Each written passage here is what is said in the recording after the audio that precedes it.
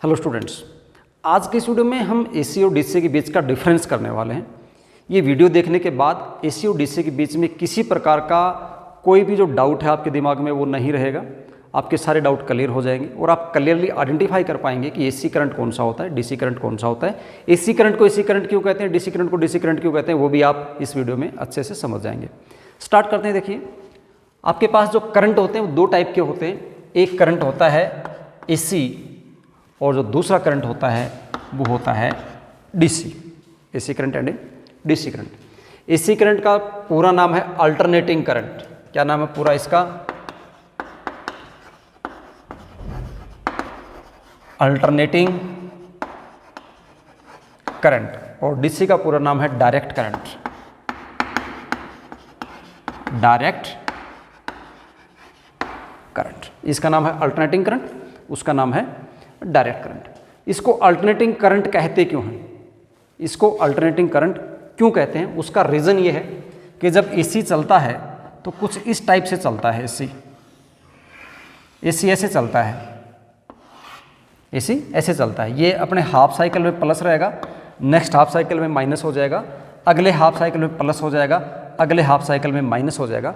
तो इसके पास एक अल्टरनेट है, कभी प्लस में जाने का कभी माइनस में जाने का एक अल्टरनेट है इसके लिए, इसके पास। इसीलिए इसको हम अल्टरनेटिंग करंट कहते हैं। डायरेक्ट करंट होता है वो कुछ इस टाइप से चलता है। अगर हम ग्राफिकली रिप्रेजेंट करेंगे तो डायरेक्ट करंट इस प्रकार से स्ट्रेट लाइन में चलता है। डायरेक्ट करंट ऐसे कि स्ट्रेट लाइन में चलेगा, उसके पास कोई अल्टरनेट नहीं है, जो पाथ है उसी पाथ पे चलता है, वो कांस्टेंट मैग्नीट्यूड के साथ। इसीलिए इसको हम डायरेक्ट करंट कहते हैं। अगर आप अल्टरनेटिंग करंट में एक बात और देख रहे होंगे ध्यान से तो पता चलेगा। देखो, स्टार्टिंग जीरो से होती है, फिर वो मैक्सिमम वैल्यू के ऊपर आ जाता है, फिर जीरो के आ जाता है, फिर वो माइनस में मैक्सिमम चला जाता है, फिर वो जीरो हो जाता है, फिर वो इंक्रीज करता है, फिर मैक्सिमम पे चला जाता है। इसका मतलब इसका मैग्नीट्यूड कांस्टेंट नहीं होता। एसी का जो मैग्नीट्यूड है वो कांस्टेंट नहीं होता, वो टाइम के साथ वेरी करता रहता है, चेंज होता रहता है। और टाइम के साथ उसकी डायरेक्शन भी चेंज होती है। देखो, पहले ये इधर जा रहा था, ये डायरेक्शन थी, फिर यहाँ से ये डायरेक्शन हो गई, यहाँ आया, फिर ये डायरेक्शन। इसकी डायरेक्शन भी कॉन्टिन्यूसली चेंज हो रही है, इसलिए इसको हम अल्टरनेटिंग करंट कहते हैं। डायरेक्ट करंट की डायरेक्शन भी फिक्स है, मैग्नीट्यूड भी फिक्स है, इसीलिए इसको हम डायरेक्ट करंट कहते हैं। अब ये जो दो मेजर डिफरेंस इनकी डेफिनेशन के अंदर ही, और पहला जो डिफरेंस आया, इससे आप एक डे टू डे लाइफ में एक बात आप अच्छे से नोट कर सकते हैं। जैसे आपके पास एक नॉर्मल बैटरी होती है, ये जो बैटरी है इसका जो करंट होता है वो डायरेक्ट करंट होता है। इसमें आप देखोगे एक प्लस होता है, एक माइनस होता है। ये रेड वाला प्लस है और ये दूसरे वाला क्या है? माइनस है। अगर कोई भी डिवाइस आपके पास है और वो जो डिवाइस डीसी पे ऑपरेट होता है, एक बेस्ट एग्जांपल मैं आपको दे देता हूँ। आपके घर में जैसे टीवी का रिमोट है, उसके अंदर आप सेल डालते हैं, बैटरी डालते हैं, उसको निकाल के अगर आप उल्टा डाल देंगे, उसको निकालेंगे बैटरी को और उल्टा डाल देंगे, तो आप देखेंगे रिमोट काम नहीं करता। आपकी ये जो वाल क्लॉक है, आप इसी पे देखिए, यहीं से आपको मैं समझाता हूँ ध्यान से। ये देखो वाल क्लॉक है, इसका यहाँ से आप ये सेल निकाल दो। हम क्या करेंगे? सेल निकाल देंगे। ये जो सेल है इसको आप ध्यान से देखो, सेल को, ये वाला जो सिरा है जहाँ पे एक टिप होती है वो पॉजिटिव पॉइंट होता है, और जो फ्लैट एरिया होता है नीचे से, ये फ्लैट है, ये फ्लैट वाला पार्ट इसका नेगेटिव होता है। ठीक है, ये नेगेटिव पॉइंट है इसका और ये पॉजिटिव पॉइंट है। अब ये इस वाल क्लॉक में अगर आप इस पॉजिटिव वाले को इधर और नेगेटिव वाले को इधर करके डालेंगे तो आप देख रहे हैं कि ये क्लॉक आपकी चल रही है। देखो, ठीक है, अच्छे से देख रहे हैं, चल रही है। लेकिन अगर इस सेल को मैं निकाल लेता हूँ ऐसे और इसको रिवर्स कर देता हूँ, ऐसे डाल देता हूँ, डाला, देखो ये बंद हो गई है, ये नहीं चल रही। क्यों नहीं चल रही? उसका रीज़न ये है कि इसका पोलरिटी, इसकी जो सेल है, इस सेल की पोलरिटी जो होती है वो पोलरिटी फिक्स होती है। जो प्लस होता है वो कॉन्टिन्यूसली प्लस बना रहता है, माइनस होता है वो कॉन्टिन्यूसली माइनस बना रहता है। अगर आप प्लस माइनस को चेंज कर देंगे तो करंट की डायरेक्शन चेंज हो जाती है, और इसी कारण जो आपका डिवाइस है, डीसी डिवाइस, वो काम नहीं करता है। एसी के अंदर ऐसी प्रॉब्लम नहीं है। एसी में जैसे आप अपने घर में मोबाइल चार्जर वगैरह यूज़ करते हो या कोई भी एसी का डिवाइस यूज़ करते हो, तो उसमें जैसे दो एंड होते हैं इस प्रकार से, तो आप उसमें अपने बोर्ड में यूज़ करते हो तो आप उनको चाहे ऐसे करके डालो, चाहे उसको आप ऐसे करके डालो। मतलब कहने का मतलब है, अगर आप ऐसे डायरेक्शन चेंज कर देते हो तो डायरेक्शन चेंज करने से आपका जो डिवाइस है उस पर कोई फर्क नहीं पड़ता, वो स्मूथली काम करता है। उसका रीज़न ये है क्योंकि एसी कॉन्टिन्यूसली अपने प्लस माइनस चेंज करती रहती है। जो प्लस था अगले टाइम वो माइनस हो गया, माइनस था वो अगले टाइम प्लस हो गया, प्लस था वो अगले टाइम माइनस हो गया। तो ये कॉन्टिन्यूसली इस प्रकार से चेंज होता रहता है। तो यहां से अगर तुम थोड़ा सा ध्यान से देखो तो आप ये भी नोट करोगे कि ये 0 से स्टार्ट हुआ, फिर मैक्सिमम वैल्यू पे चला गया, फिर 0 हो गया, फिर ये माइनस में चला गया, ये फिर 0 हो गया, फिर इंक्रीज हुआ। तो इसका मतलब हुआ कि करंट तो एक बार 0 होता है, एक बार मैक्सिमम होता है। तो जब 0 से मैक्सिमम जाएगा, तो मान लीजिए मैं एक बल्ब यूज़ कर रहा हूँ, एसी बल्ब यूज़ कर रहा हूँ, जब वो 0 से मैक्सिमम जाता है, इस 0 वैल्यू से मैक्सिमम वैल्यू जाता है, तो करंट इंक्रीज हो रहा है, तो उसकी ब्राइटनेस बढ़नी चाहिए, यहाँ पे ब्राइटनेस मैक्सिमम होनी चाहिए। जब करंट डिक्रीज हो रहा है यहाँ तक, तो उसकी ब्राइटनेस क्या होनी चाहिए, घटनी चाहिए। और जब वो करंट यहाँ पे आ जाता है तो बल्ब बंद हो जाना चाहिए। उसके बाद फिर से करंट इंक्रीज होता है तो ब्राइटनेस फिर से इंक्रीज होनी चाहिए, यहाँ पे आने के बाद ब्राइटनेस डिक्रीज होनी चाहिए, और यहाँ आने के बाद बल्ब बंद हो जाना चाहिए। इसका मतलब आपका बल्ब एक बार ऑन होता है, एक बार ऑफ होता है, एक बार ऑन होता है, एक बार ऑफ होता है। और लाइट भी उसकी कॉन्टिन्यूस नहीं होती, एक बार इंटेंसिटी बढ़ती है लाइट की, एक बार घटती है। क्या आप डे टू डे लाइफ में ऐसा ऑब्जर्व कर पाते हैं? तो अगर आप अपने आसपास जितने भी बल्ब से उनको देखेंगे तो आप देखोगे ऐसा तो होता नहीं है, ऐसा तो नहीं होता। लेकिन अगर करंट ये ऐसे चल रहा है, अगर करंट यहाँ पे 0 होगा तो उस दौरान आपकी जो लाइट है बल्ब में से निकल रही है तो वो भी 0 हो जानी चाहिए, बट ऐसा नहीं हो रहा। ऐसा क्यों? तो अगर तुम ध्यान से देखोगे, लॉजिकली सोचोगे, तो इसके अकॉर्डिंग आपका जो बल्ब है वो एक बार ऑन होता है, एक बार ऑफ होता है, और उसकी जो लाइट की इंटेंसिटी है वो भी कांस्टेंट नहीं है। एक बार इंटेंसिटी इंक्रीज होती है, एक बार डिक्रीज होती है, बट वो हमें दिखता नहीं है, ऐसा हमें दिखता नहीं है। क्यों नहीं दिखता है? बड़ा इंटरेस्टिंग रीजन है, ध्यान से सुनिए। वो इसलिए नहीं दिखता क्योंकि हमारी जो आई है, ह्यूमन आई है, उसके ऊपर अगर कोई भी चेंज 1/16 सेकेंड में हो रहा है, कहने का मीनिंग है अगर 1 सेकेंड में 16 चेंज हो रहे हैं, 1 सेकेंड में कितने चेंज हो रहे हैं? 16 चेंज हो रहे हैं, तो वो चेंज हमारी आई इजीली डिटेक्ट कर लेती है, उसको पहचान लेती है कि हाँ कोई चेंज हुआ ऐसा। जैसे आप फैन को देखिए, आप अपने घर में फैन चलाते हैं, जब फैन चलाते हो फैन स्टार्ट होता है तो फैन के जो विंग्स हैं, 3 विंग्स होते हैं या 4 विंग्स होती हैं, उनको आप इजीली काउंट कर पाते हो। लेकिन जैसे जैसे फैन स्पीड पकड़ता है, जैसे जैसे स्पीड इंक्रीज होती है, तो आप क्या करते हो, आप सिर्फ एक सर्कल देख पाते हो विंग्स का, अलग अलग आइडेंटिफाई नहीं कर पाते कि कौन सी विंग कहाँ जा रही है। उसका रीज़न यही है कि स्पीड इतनी फास्ट है कि हमारी आई उनको पहचान नहीं पा रही है अलग अलग। तो अगर कोई भी चेंज 1/16 सेकेंड में हो रहा है तो उसे ह्यूमन आई डिटेक्ट कर लेती है, अदरवाइज नहीं करती। ये जो चेंज होता है हमारे घरों में जो आती है वो 50 हर्ट्ज फ्रिक्वेंसी की लाइट आती है, 50 हर्ट्ज फ्रिक्वेंसी की। 50 हर्ट्ज का मीनिंग है ये एसी यहाँ से लेके यहाँ तक एक साइकिल पूरा करती है। 50 हर्ट्ज का मतलब हुआ 1 सेकेंड में, कितने में? 1 सेकेंड में ये ऐसे ऐसे 50 साइकिल पूरा कर देगा। इसका मतलब इसका जो प्लस माइनस चेंज होने का जो रेट है वो वेरी फास्ट है, और वो इतना फास्ट है कि ह्यूमन आई उसको डिटेक्ट नहीं कर पाती। इसलिए जो लाइट आती हुई आपको दिखाई दे रही है बल्ब से, वो कॉन्टिन्यूस दिखाई देती है। आपको लगेगा कि एक कॉन्टिन्यूस सप्लाई है, एक्चुअली कॉन्टिन्यूस वो होती नहीं है। कॉन्टिन्यूस हमें सिर्फ इसलिए दिख रही है क्योंकि हमारी आई उसको पहचान नहीं पा रही है, उसको कॉन्टिन्यूस नज़र आ रहा है। तो ध्यान रखना, हमारी आई सिर्फ इतना जो चेंज होता है उसको आइडेंटिफाई कर लेती है। तो ये तो पहला चेंज हो गया एसी और डीसी के अंदर, जो एक बहुत ही मेजर चेंज था, डिफरेंस था एसी और डीसी का। दूसरा, अब एसी है और डीसी है, दोनों के अपने अपने फायदे हैं और दोनों के अपने अपने नुकसान हैं। क्वेश्चन ये आता है कि आप आइडेंटिफाई कैसे करेंगे कि एसी करंट कौन सा है और डीसी करंट कौन सा है, कैसे आइडेंटिफाई करेंगे? तो सिंपल सी पहचान है, जो भी करंट स्टोर हो जाए, और नॉर्मली घरों में जो स्टोर के लिए यूज़ करते हो आप, ये जो बैटरी यूज़ करते हो, ये वाली जो बैटरी, ये बैटरी है, या फिर आपकी जो वॉच है इसके अंदर जो बैटरी डालते हो, या इसके अंदर क्लॉक के अंदर ये वाले जो सेल टाइप जो होता है, पेंसिल सेल जिसको बोलते हैं, या जो छोटे सेल होते हैं ये वाले, ये जो होते हैं, इनके अंदर जो करंट है वो वाला करंट है, वो डीसी करंट है। तो यहाँ से हमें ये बात समझ में आई कि जो भी करंट हम स्टोर कर सकते हैं, अब मैं सिर्फ सिंबल के लिए लिख रहा हूँ यहाँ पे, समझ जाएंगे आप, जो भी करंट हम स्टोर कर सकते हैं वो करंट डीसी होता है। एसी करंट को आप कभी भी स्टोर नहीं कर सकते। दूसरा डिफरेंस क्या है? Can't be stored. और ये होता है can be stored, can be stored. इसको स्टोर कर सकते हो, इसको स्टोर नहीं कर सकते। This current cantt be stored और दिस कैन बी स्टोर्ड। ये स्टोर किया जा सकता है, उसको आप स्टोर नहीं कर सकते। ठीक है, अगला डिफरेंस देखिए, एसी का लॉन्ग डिस्टेंस ट्रांसमिशन पॉसिबल है। एसी का लॉन्ग डिस्टेंस ट्रांसमिशन पॉसिबल है। लॉन्ग डिस्टेंस ट्रांसमिशन का मतलब ये हुआ कि कोई जनरेटिंग प्लांट है, वो आपसे 1000 किलोमीटर दूर है, 500 किलोमीटर दूर है, कोई फ़र्क नहीं पड़ता, आप 1000 किलोमीटर तक उसकी सप्लाई कर सकते हो। कहने का मतलब है कि बहुत दूर तक आप एसी को सप्लाई कर सकते हो। डीसी के साथ ऐसा नहीं कर सकते। इसका एक ड्रॉबैक ये है कि लॉन्ग डिस्टेंस ट्रांसमिशन पॉसिबल नहीं है। लॉन्ग डिस्टेंस ट्रांसमिशन इसके लिए पॉसिबल नहीं है। इसी का लॉन्ग डिस्टेंस ट्रांसमिशन पॉसिबल है।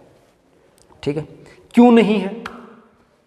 अगर आप ये कहो कि क्यों नहीं है, तो इसका लॉन्ग डिस्टेंस ट्रांसमिशन इसलिए पॉसिबल नहीं है क्योंकि ये अगर आप लॉन्ग डिस्टेंस तक ट्रांसमिट करोगे तो जो वायर्स हैं आपकी, जिन वायर्स के थ्रू आप इसको सेंड कर रहे हो, तो हीटिंग इफेक्ट के कारण पावर का लॉस इसमें ज़्यादा होता है। और जब तक ये लॉन्ग डिस्टेंस पे जाएगा तो रास्ते में ही वायर को हीट करके सारे का सारा खत्म हो जाएगा। इसका पॉसिबल है, तो आप यहाँ से क्वेश्चन ये उठा सकते हो कि अगर इसमें हीटिंग इफेक्ट होगा तो क्या इसमें हीटिंग इफेक्ट नहीं होगा? होगा तो इसमें भी हीटिंग इफेक्ट तो इसी भी करती है, बट उसका एक अल्टरनेट है हमारे पास। उस हीटिंग इफेक्ट को हम मिनिमाइज़ कर सकते हैं। मिनिमाइज़ कैसे कर सकते हैं? उसका एक तरीका ये है कि हम वोल्टेज इंक्रीज़ कर देते हैं और करंट को डिक्रीज़ कर देते हैं। क्या करते हैं, ध्यान से सुनना। वोल्टेज को इंक्रीज़ कर देते हैं, करंट को डिक्रीज़ करते हैं। किसी भी वायर में जो हीट प्रोड्यूस होती है वो जूल्स हीटिंग इफेक्ट के अकॉर्डिंग होती है, और उसका फॉर्मूला होता है H = I²RT। T है कितने टाइम के लिए आप करंट पास करवा रहे हो, R है उस वायर का रेजिस्टेंस, और I है करंट। तो अगर आप करंट को डिक्रीज़ कर देंगे, क्या कर देंगे, करंट को डिक्रीज़ कर देंगे, तो हीटिंग इफेक्ट को आप डिक्रीज़ कर सकते हो। तो एसी का हम क्या करते हैं, एक हमारे पास एक सिंपल वे है। एसी की हम वोल्टेज को इंक्रीज़ कर देते हैं, और वोल्टेज को इंक्रीज़ करते हैं तो करंट है वो डिक्रीज़ हो जाता है। आप देखते होंगे कि आपके घर में जो सप्लाई आती है वो 220 वोल्ट की सप्लाई आती है। घर में सप्लाई कितनी आती है, 220 वोल्ट की आती है। लेकिन आपके घर से पहले जो ट्रांसफार्मर लगा हुआ है वहाँ तक जो सप्लाई आती है वो 11,000 वोल्ट की आती है। कितनी आती है, 11,000 वोल्ट। तो वो 11, आपको कभी दिमाग में आया वो 11,000 वोल्ट सप्लाई करने की क्या ज़रूरत थी, मुझे तो 220 की ज़रूरत थी, तो 220 ही सप्लाई क्यों नहीं कर देता? उसका एक मेन रीज़न ये है कि 220 सप्लाई न करने का, क्योंकि अगर 220 वोल्ट सप्लाई करता तो वायर में हीटिंग इफेक्ट ज़्यादा होता। हीटिंग इफेक्ट ज़्यादा होता तो पावर का लॉस वायर में ज़्यादा हो जाता, तो आपके घर तक आने से पहले रास्ते में ही कुछ पावर का लॉस हो जाता। ठीक है, ये 11,000 वोल्ट यूज़ करता है, तो 11,000 वोल्ट यूज़ करने के पीछे रीज़न यही है, क्योंकि 11,000 वोल्ट करेगा तो करंट डिक्रीज़ हो जाएगा। करंट डिक्रीज़ होने से वायर में हीटिंग इफेक्ट नहीं होगा, पावर लॉस कम होगा, पावर लॉस को मिनिमाइज़ कर सकते हैं। इसीलिए हम हाई सप्लाई लेके आते हैं, फिर आगे जाके हम उसको 220 में कन्वर्ट कर लेते हैं। दूसरा क्वेश्चन और दूसरा जो डिफरेंस अगर आप यहाँ से देखोगे तो हमारे पास यही आया कि एसी जो है इसको स्टेप अप और स्टेप डाउन कर सकते हैं। Can be step up and step down. We can step up and step down to AC. AC को आप बढ़ा सकते हो, एसी को आप घटा सकते हो। एग्जांपल देता हूँ, आप अपने घरों में स्टेबलाइजर यूज़ करते हो। क्या यूज़ करते हो, स्टेबलाइजर यूज़ करते हो।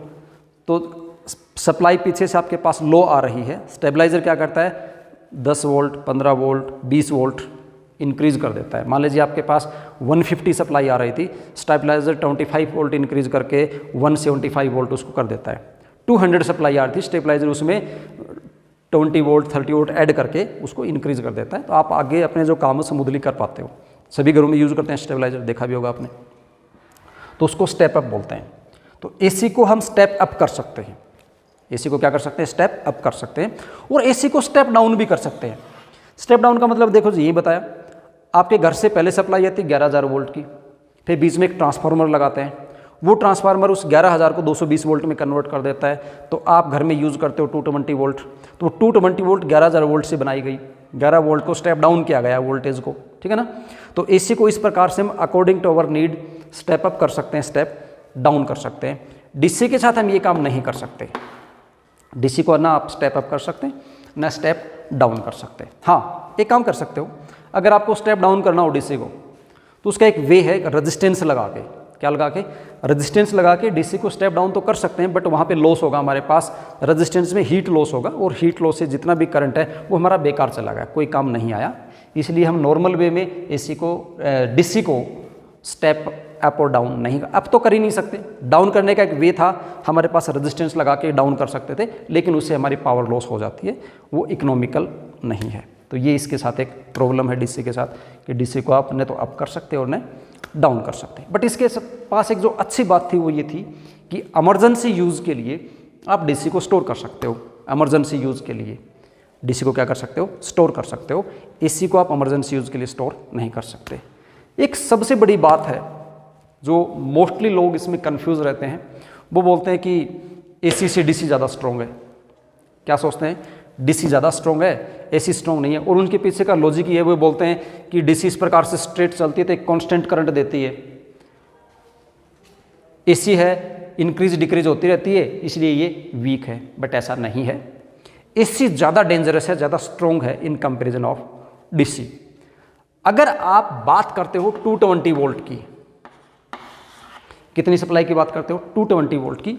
तो अगर मैं 220 वोल्ट डीसी ले लेता हूँ, 220 वोल्ट एसी ले लेता हूँ, और दोनों का कंपैरिजन करते हैं, देखो मैग्नीट्यूड तो आपको 220 लग रहा है, इफेक्ट आपको 220 लग रहा है, बट उनमें अगर डेंजरस की बात करूँगा तो एसी ज़्यादा डेंजरस होती है, डीसी डेंजरस इतनी नहीं होती। अगर आप सेम वोल्टेज एसी और डीसी की पकड़ते हो, जैसे ये बैटरी है, ये बैटरी है, ठीक है, इस बैटरी की कैपेसिटी कितनी है? इस बैटरी की कैपेसिटी है 12 वोल्ट। तो इस बैटरी के दोनों एंड हैं प्लस और माइनस। देखो मैंने हाथ से पकड़ लिया दोनों एंड को, ऐसे कुछ नहीं हुआ। आप दोनों एंड को ऐसे पकड़ लो, कुछ नहीं होगा आपको। लेकिन अगर यही 12 वोल्ट एसी होता तो आपको शॉक लगता। दोनों को मैंने पकड़ के रखा है, देखो दोनों को ऐसे फिंगर लगा दिए मैंने, कुछ नहीं हुआ। लेकिन अगर इस प्रकार से 2 वायर एसी के होते और आप ऐसे टच कर देते 12 वोल्ट के ऊपर, शॉक लगता। अब मैं ये नहीं कह रहा कि डीसी शॉक नहीं लगाएगी, डीसी का अगर एम्पलीट्यूड इंक्रीज होगा तो शॉक डीसी में भी लगता है, बट एसी का जो शॉक होता है वो जानलेवा होता है, वो आपकी जान ले लेता है। डीसी बख्श देगी आपको, एसी नहीं बख्शेगी। कारण क्या है?